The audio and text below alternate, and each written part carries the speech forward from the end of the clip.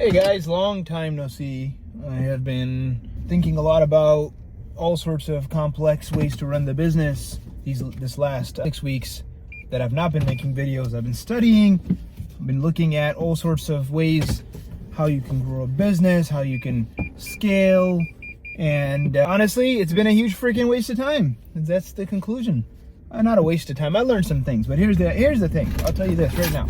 All the money, not some of it, all the money and the growth is in the basics. All of it. Not 88%, not 97%, 100% of all the money that you're going to make as an operator, as a technician, as a service advisor, as a general service guy, as a FCA, as a parts guy, as a corporate guy, as a whatever, everything you do in the business, if you don't understand the basics and you don't understand why the basics are so important and you don't follow the basics, nothing matters. What are the basics? Saying yes to your customer, speed of service, seeking the sense of urgency, getting the car in fast, getting it inspected properly, pitching it properly, following the circle of sales, following the canned job sheets, the very basic things we do, how to write up a customer right, how to cash out a customer right, how to hold meetings every morning, how to do trainings every morning, reminding the team how to audit the proper metrics, to pay attention to the right metrics, the ARO, the AWRO, the close ratio,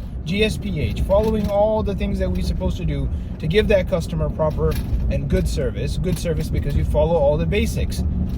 If you follow the basics and you say yes, and you take care of your team, you play as a team, you put the team as a hero, no individual on the team. The team works together to take care of the customer who is the boss, and you understand that sales will fix any problem in your business. And if you focus on the things that I just said, you will be successful in running your auto repair shop. That's the conclusion I came to, because I got fancy and I paid some people a lot of money to teach me how to scale to get to 20 and 30 and 50 and 100 million and 125 million. And honestly, guys, like it just comes back down to the basics, right? All of it. It's like all of the fancy stuff these guys do is all predicated on making sure the basics get done. Meaning, if we don't do the basics, we don't even have the survival rate to get to that level. So I want to just come back to the basics. I'm going to tell you every single time when I show up at your store and when you're there, I'm going to ask you, are you doing the basics? Are you answering the phone right? Are you saying yes? Are you showing a sense of urgency? Are you putting an emphasis on sales, not on production? Are you showing the quality that the customer deserves? So when we talk about the customer is the boss, right? The customer pays for everything. What does that mean? That means that, look, at the end of the day, Zane's not in charge. Zane might be in charge as far as systems go. But at the end of the day, if the customer believes that we suck, we're not going to have a business. You're not going to have a job. I'm not going to have a job. Okay, so that's what that means. If that's what that means, then what should we do? We should give that customer the kind of service that we would give to somebody that our livelihood depended on it.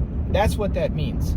That you wouldn't give them a subpar product. That you wouldn't send something on the road that you think is going to come right back. That you wouldn't treat someone else's wife, daughter, sister, mother, friend, brother, whatever. You would not treat them like you would treat any less than you would treat your wife or your sister or your cousin or your grandmother. That's what that means. It means that you give them the 100% quality repair that you do. You don't break tabs on the plastic. You don't break tabs on air filters. You don't break cabin filter housings because you wanted to rush through that. You don't leave grease prints on the inside of the car. I don't care if it's a black interior.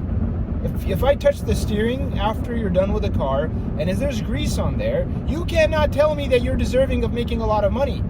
You don't even understand that grease is a problem. How can you be a good quality? You don't know what quality is. You don't know how to spell quality. So I'm not trying to be mean, but guys, listen, I'm telling you right now, this is the basics. Leaving grease on a steering, that customer feels that grease. They just paid you $1,500. Our average repair order on broke cars is $1,200. They pay you $1,200 on average to fix any broken car that comes into your store, year to date. $1,200 for the average American is about a week's plus worth of wages. Over a week, because after you take taxes out of the equation, you're looking at like a 10 days worth of effort. They just gave you 10 days worth of money and you left grease on their car. How do you think that makes people feel about the quality of work that they receive? They don't see how you put on the starter or the brakes. All they see is that you left grease that wasn't there previously. It's a small thing, but it's a huge thing. especially if they're a first-time customer. You put a sticker right here on the corner of the windshield, and it's a nice sticker because we bought those machines for, especially at Carfax Troy, we bought it for $1,200, and the freaking stickers are like $200, $300, and you decided to leave your fingerprint because they want to be able to identify who put the sticker on, right? How do you think that looks to the customer? Just think about that. And you think that, hey man, I'm trying really hard.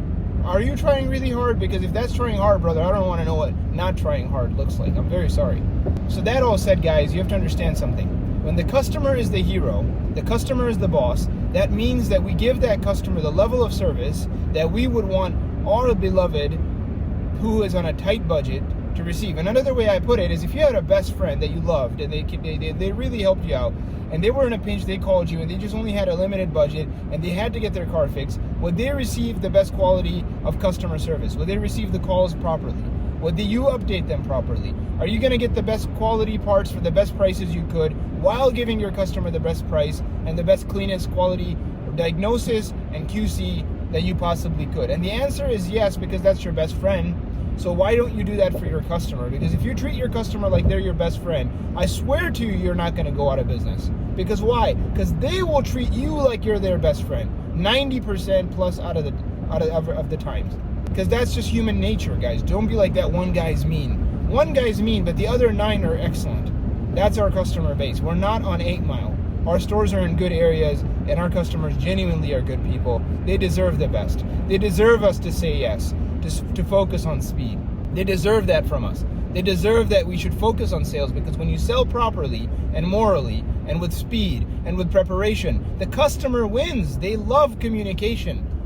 Our entire sales system is predicated on speed and communication, because that's the 2 biggest complaints that customers have about mechanics. So everything we've built, and it allows us to be able to get more yeses and to sell more auto repair, get more cars fixed, get more of the car fixed, which is better for the customer, it's better for the parts vendors, it's better for the team. Everybody wins when you do a good job on customer service. Everybody wins when you do a good job on diagnosis and repair, because that car doesn't come back and you don't have to fix it for free. You don't have to fix it for free. You don't have to waste your time doing the same thing you already did this time. And the worst is that customer. Remember, I told you guys about time and money. And if you want the best customers that really don't care about money and they would spend anything, then you have to make sure you understand the value of time. Your best customers value time more than they value money. That's why they give you so much money. And if you have one comeback with one of those customers, I'm gonna tell you right now, I would probably never go back to a shop that I had to take something back twice. Matter of fact, I wouldn't go back anywhere where I had to go back twice. I paid them once and I had to go back twice. Why? Because the second time around, I lost more money. I probably paid double, if not triple, especially if it was like a $200-300 thing, and I had to go back and waste 2, 3, 4 hours. You know what? You don't have to be a genius, but you figure out you waste half of my day. You're not gonna get any money from me ever again, because it cost me like $1,000, even though you charged me $200. I wasted $700 going back and forth 2 or 3 times. That is how your best customers think. And you don't understand that because you just want to ship that customer down the road, and you're like, yeah, that guy pays. Well, that guy's never going to come back, and you just lost whatever revenue that was going to come from that customer.